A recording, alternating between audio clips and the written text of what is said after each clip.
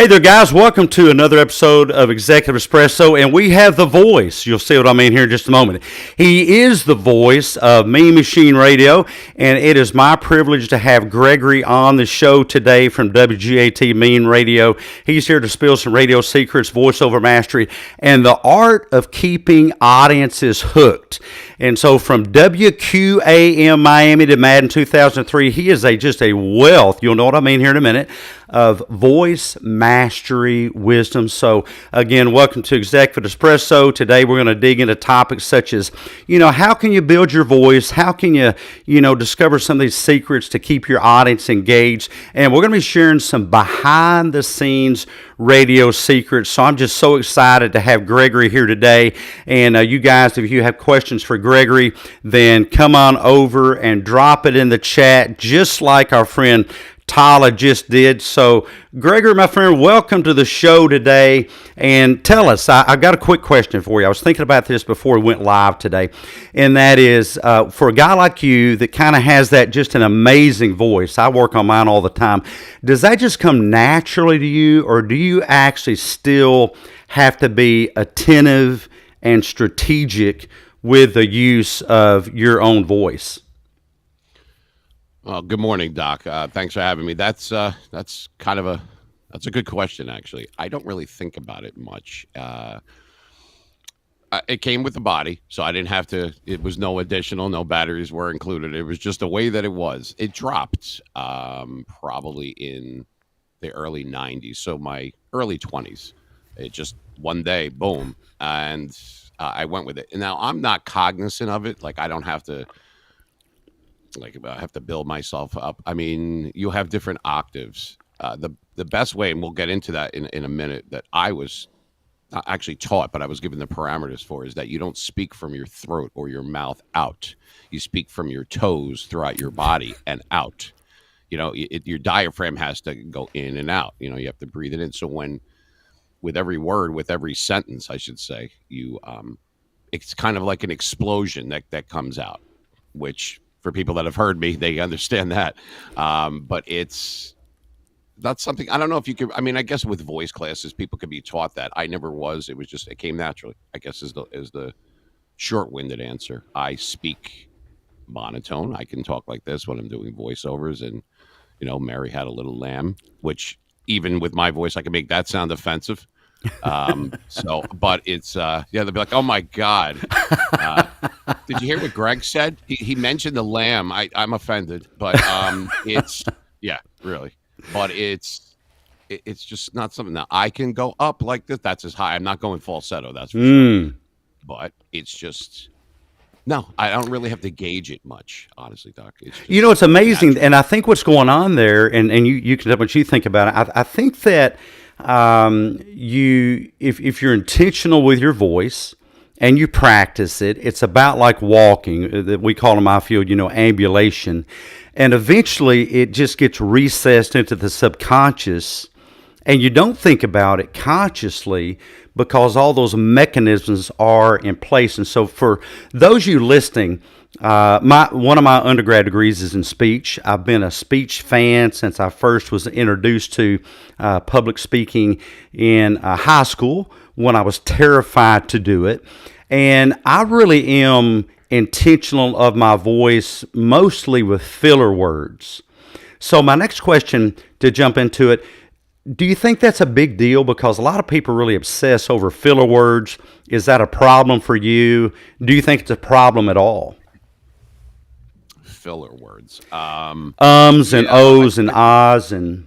Yeah. I don't know if they obsess over it. I'm guessing that some people do. Like that right there. Yeah, it's your mind trying to compile the entire sentence rather than the next word coming out of your mouth. So it kind of gives you a stop loss, so to speak. It's like right there. You're taught to pause rather than to say like that. I did that purposely, by the way, but it was you'll hear a silence. So that way, really what that's for is so that they can edit later. That's what that is. So if you have that little breakup right there, that's kind of what it is. I don't obsess over it. When you're trained to do something over and over and over again over years, even if you take time off, it just clicks in. It just happens. And that's what makes you rise above, and you can tell people that know that and people that don't. Um, and that kind of thing, and it doesn't flow properly. So rather than fill it with that, don't say anything. Just get the sentence right in your head and then say it. That way it starts with a preposition, the, or whatever, that kind of thing, if that makes That's sense. awesome. Yeah, I mean, put a space in between, and then, like Gregor said, don't obsess over if there is a filler word. You can be aware of filler words. I used to have a lot of filler words, and I went to a church one time, and I was, no offense because I'm a believer, but I went to a church one time, and bless his heart, the pastor said, 167 times. Now, I know that because I kept track with hash marks. So filler words aren't really a problem unless they're getting in the way of the message that you're trying to send. The second thing I've found is the more I obsess over things while I'm speaking, the worse I do at speaking. And when I'm doing spaces, and I do a space 6 days a week, and then I do 2 live streams a week. This is one, I do one on Mondays. I am in a bit of a flow state. So, guys, if you'll let yourself realize the first step to improving anything is realization, then you can get into a flow state. And man, it just goes. I know folks on the radio that are there for hours on a radio show. How long would you be on the radio for an episode? Like that. But it depends. If you're doing something like, for instance, they back in the day, and some on traditional, or I should say terrestrial radio. By the way, when I say terrestrial, that's like old school. When you get into a car, you turn on a radio, the station. I know, right? It's and I'm a believer in that. I still run it as if it was that, because that was what I was trained in. That's what I grew up with. I'm Gen X through and through, and that's what we remember. But it depends. It depends. So it could be afternoon drive from 4 p.m. to 7 p.m. And you have those 3 hours. Now, that's not you talking for 3 hours. That's the entire show. So whether there's music, that you have to make time for commercials, you're on a delay, so they can bleep you if they have to. That's an FCC rule. So it's normally a 7-second delay, generally speaking. So you could be on there anywhere from, I think the minimum is 2 hours, the maximum 6. Oh, wow. 6 hours. Variation. Yeah. You can. Well, that's always with music. It could go a lot faster. You don't have to sit there and do dialogue for 6 hours. You would put yourself, the entire audience, and most people driving to sleep, which is probably not good. So that's kind of how it is. But it depends on the format, I guess is what I'm saying, Doc. But naturally, like the one that we do on Saturday nights, that's a mixture of skits, commercials, being on the air and live streaming at the same time, music with me talking in between that, and the commercials. So that goes 6 hours about. Is this all ad-libbing when you do this, or do you have a script that you follow? I do not have a script. I do everything organically, because if you script it, it sounds scripted, in my opinion. Hello, good morning from WGA. Are you kidding me? So no, I have a teleprompter that will give me backup, but I'm old school, pencil over the ear, walking around type of person. So I'll write notes down on a Post-it, if you can believe that. And I will use it and read it, and then I don't use it during the show. I just remember it. I remember everything that's on there. Unless it's a sponsored thing and it has to be verbatim, then that's different. Then it'll pop up on the thing, and we have a remote, a guy that comes in remote. His name is Benjamin. He will prompt me in my ear. I can hear him. He'll be like, "Don't forget the blah blah blah," that kind of thing. I would say 90% of the time when I do interviews, spaces like this one, I have a whole script right here. But I like to view a script as a fire extinguisher. I have it in case I need it, but I hope I don't have to use it. And I think it just gives me a little bit of comfort knowing if there's a lag in the conversation, or if my brain goes glitchy, which sometimes it does, that I can dig down into it. But you guys that follow my spaces on X, I'll always have a script 90+% of the time, but I only get out maybe the top paragraph, like the opening, and then the rest of it. And so I really struggle with thinking, gosh, is that just such a waste of time? But then again, my fire extinguisher in my kitchen is not a waste of time. And when I, it's better for me at least. It's better to have it, not need it, than need it and not have it. Well, I want to get it. I did want to get into some questions here. Speaking of the script, I did have some questions here. But so what do you think are some of the secrets that you use to keep your audience engaged? I've heard. I don't know if this is true. I haven't looked at the stats that you really only have maybe 3 to 5 seconds to capture and keep someone's attention. How do you capture and keep people's attention on your show? Nudity, Doc. That's nudity on radio. You heard it first here. Yeah. No, of course not. No, my mother would kill me. No, it's not. No, it's not like. And I just wanted to say the first thing you do to encapsulate those people is become them.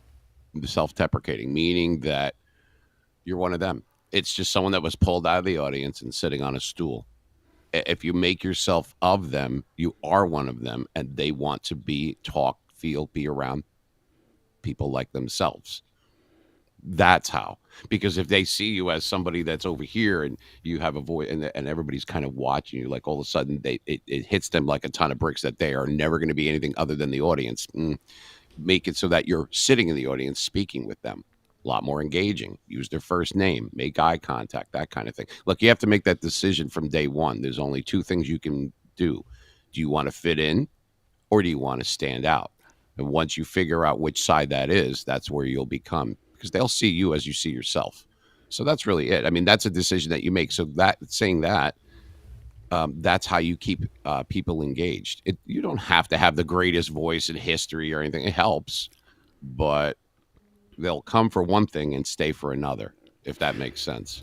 Well, it does. It makes perfect sense. And 2 things come to mind. One is there was a famous philosopher that talked about all the rich and famous people walking around in the robes in Rome. And he said that he wanted to be the thread that stuck out.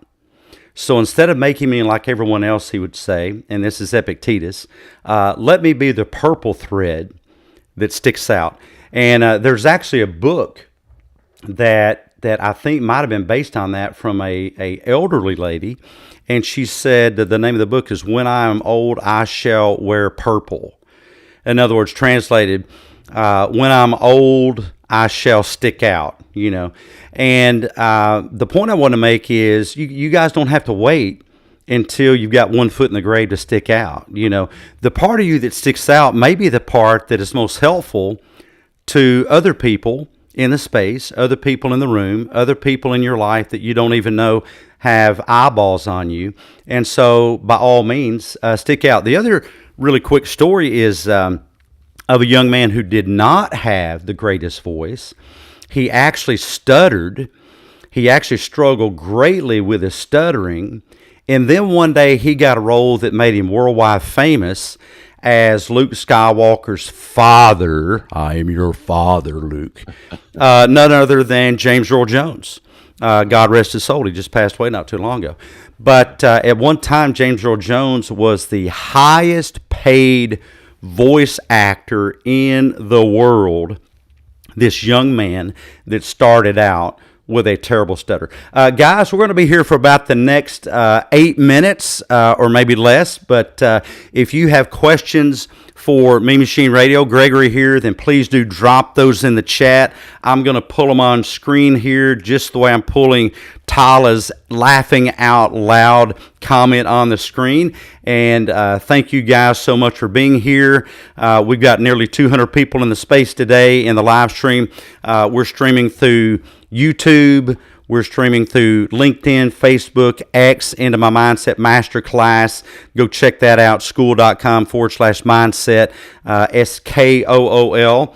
And we really appreciate Gregory being here from WGAT Mean Radio. Go and give him a follow. He's going to give you more information on how to reach out to him and some great things he has in the works to help you master your voice, which I think from a psychological perspective, I'm a clinician, can help you master your mindset on yourself. And so appreciate all the tips, Gregory. And again, you guys drop those questions in the chat here.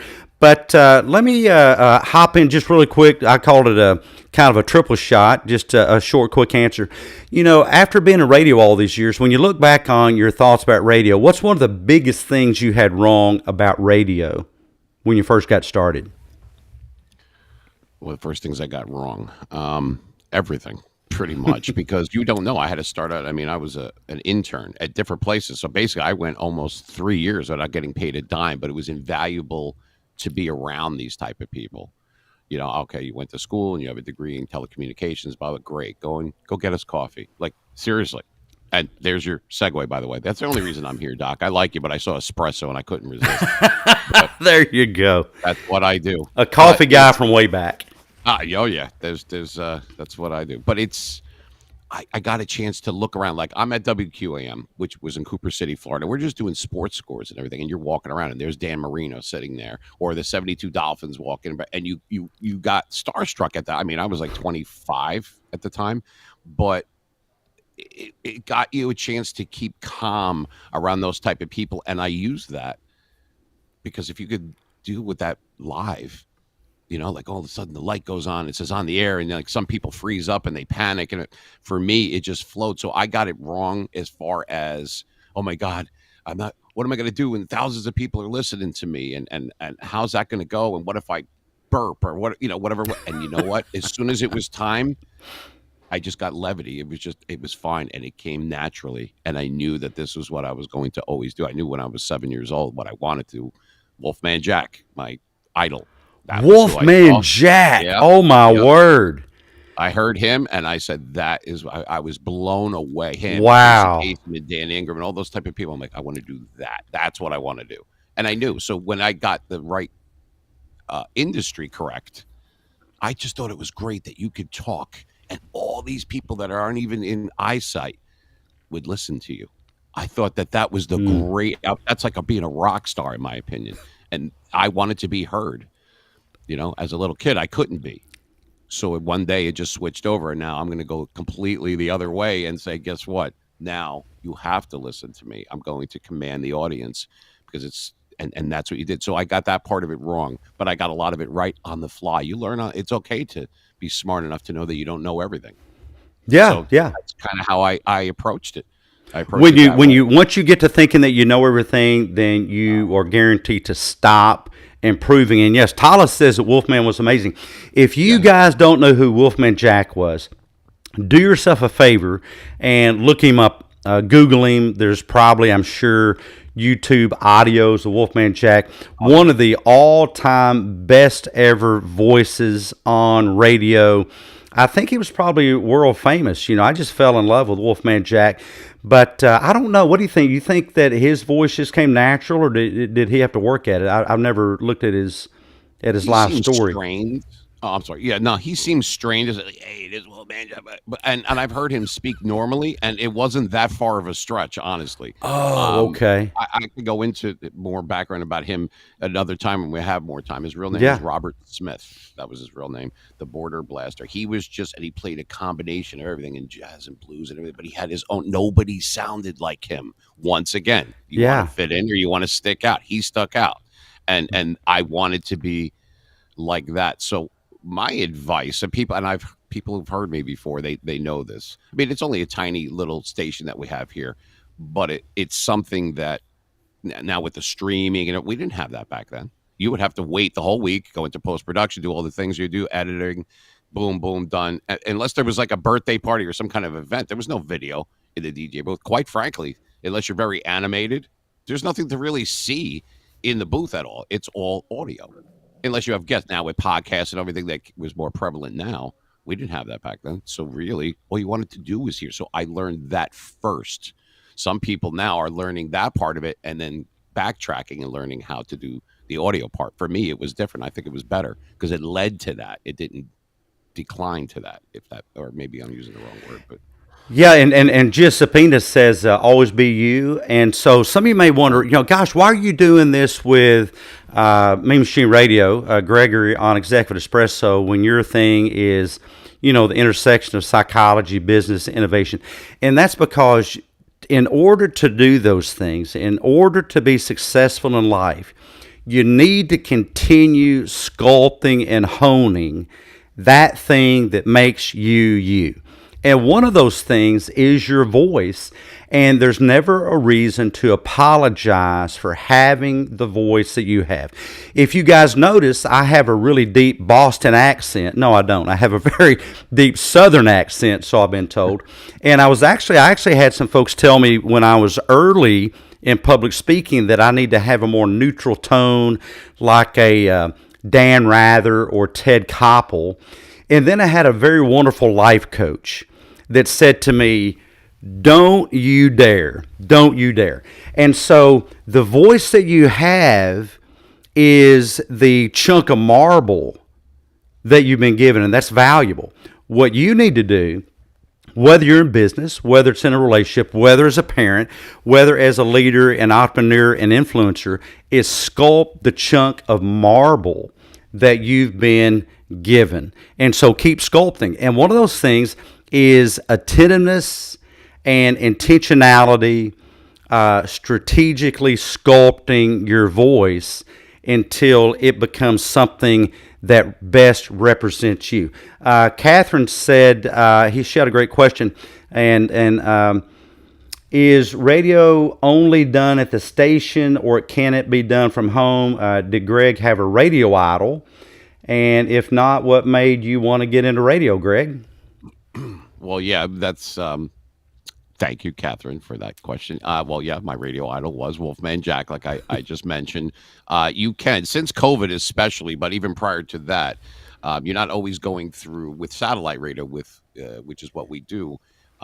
You're not really going off of towers anymore. Now everything can be done through your browser, and you can reach more people. I have a studio in my house, so you don't have to walk into a brick and mortar place. The only time I walk into a place like that, like the big stations, Z100, WNEW, they still have that, but you don't have to. A lot of them do their audio segments from home, and then they play it at the brick and mortar. Like you're not going to see people walking into those stations anymore. It's too expensive to operate. So unless they've been established for years, and they, you could do it. So if someone wanted to do that and they were licensed and that kind of thing, yeah, you could do it from your house if you have the right equipment. You got to know what you're doing.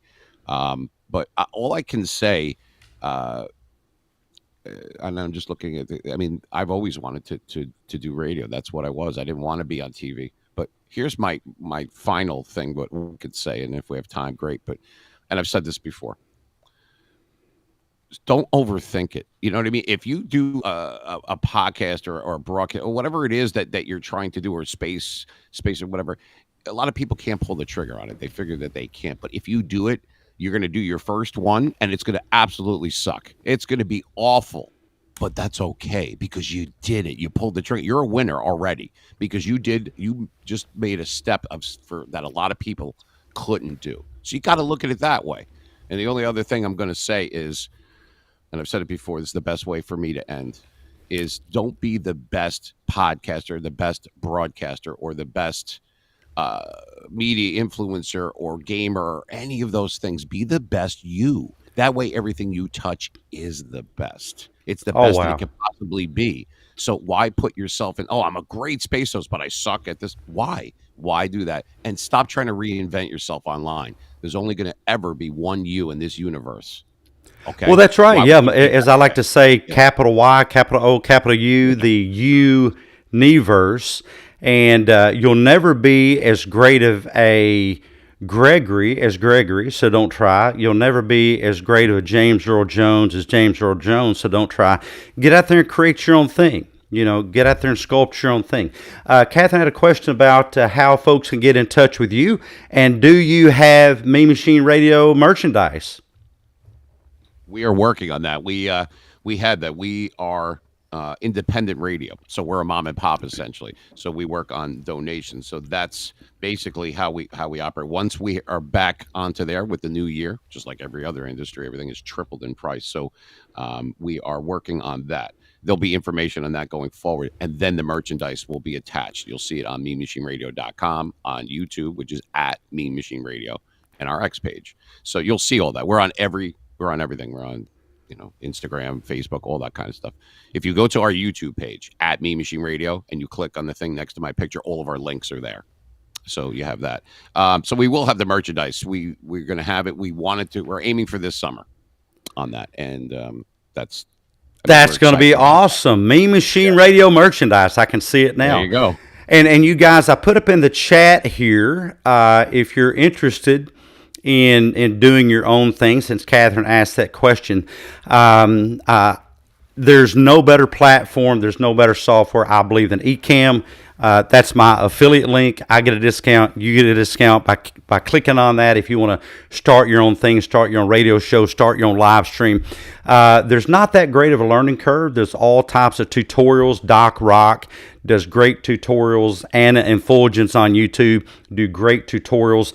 And so the link is there in the chat. I'll put it up there one more time. You can see it right there. So click on it. If I can help you out, don't hesitate to reach out. My DMs are open, and encourage you guys to go over, join Mindset Masterclass. Our focus in the Masterclass is working on you, helping you work on yourself amidst a bunch of others on the same journey that you're on. So join it, skool.com/mindset.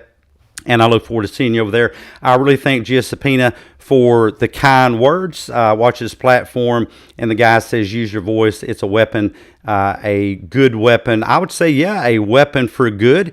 And I appreciate the kind comments, Giuseppina. I really appreciate Catherine for being here, filling the screen up with all that interaction. Thank you guys for engaging with us today. Catherine says, hi, G.I. Joe. Well, that would be Mean Machine Radio. So thank you guys, and I appreciate you being here. And go into the weekend and focus on that voice of yours.